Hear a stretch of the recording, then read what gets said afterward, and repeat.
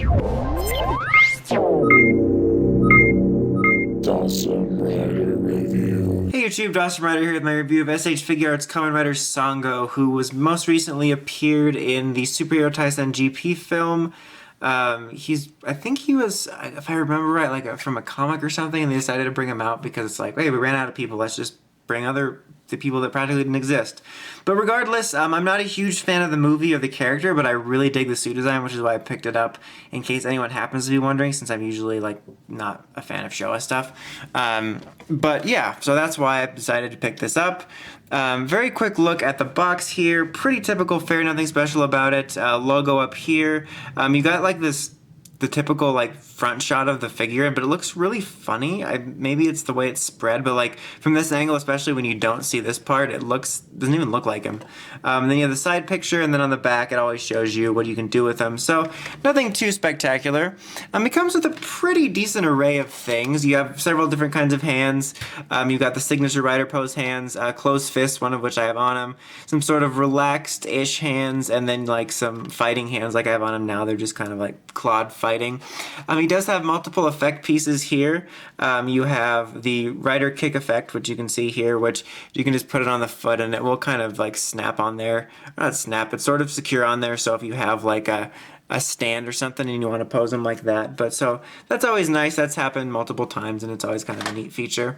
Something unique to him here is this little jetpack effect piece here, which is like these little tiny jet thingies that are on the side of his belt, which you can pretty easily remove. Just be careful not to lose it because it is a small piece. And then you just snap it on there and he's like, psh, in this case it would be because he's like one side. But you can move both of those there. Like I said, just be careful if you're displaying it like that to not lose the little pieces, because that can happen often. So yeah, and then also of note, you may have been wondering why he's not wearing a scarf, because Showa, like riders and others, usually have scarves, which it is right here. When I get up to the figure in a second, I'll show you there's a little peg on the side of his collar, which corresponds to this. I had a really hard time trying to get this on, hence why it's not on. I mean, I've had multiple figures that have had scarves, and some of them are a little bit difficult to get on, but this was like the worst I've ever had.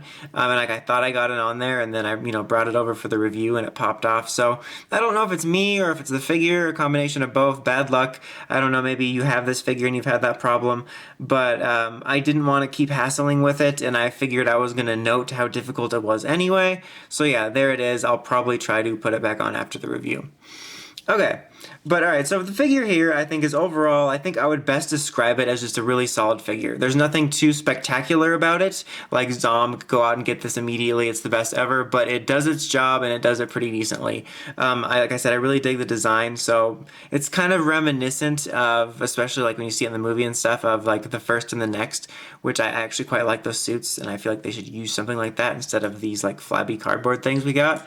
But yeah, the helmet sculpt looks really nice. I really like the yellow compound eyes. I think it contrasts nicely to this sort of almost dark navy blue. The proportions on the helmet look good. I don't really have any issues with it looking too skinny or too fat or anything.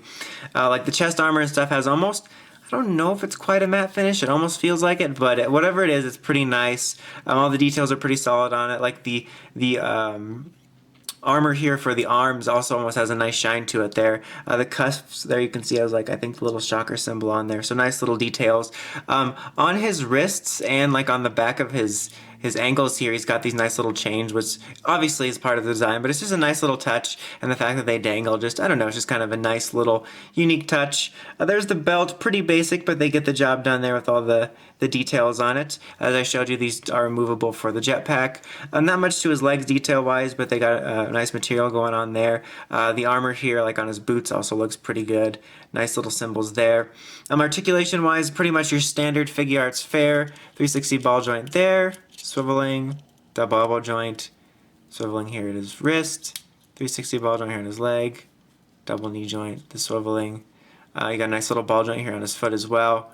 The little toe action joint, I always call it. The chest and waist articulation. The chest articulation is basically, like a lot of figures, stopped by the solid armor piece, and then the head and neck articulation. So, like all Figuarts, very well articulated. If you've watched Figuarts reviews, whether from me or other people, you should pretty much know that.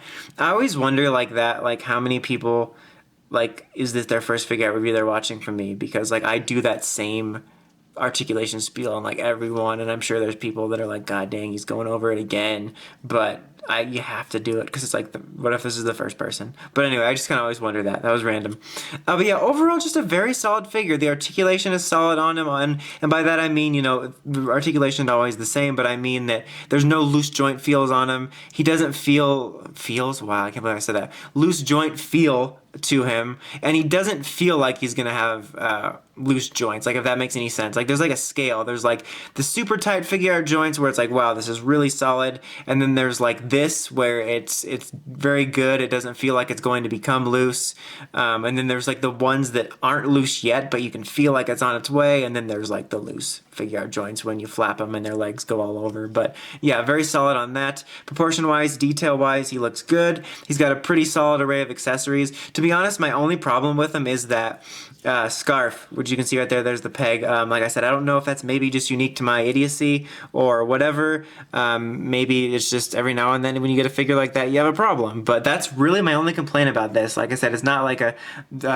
immediate must-have, go get it. But if you like his design or anything involving him, I can recommend him. He's a very solid figure. I'm overall happy with him, with the exception of that small scarf debacle.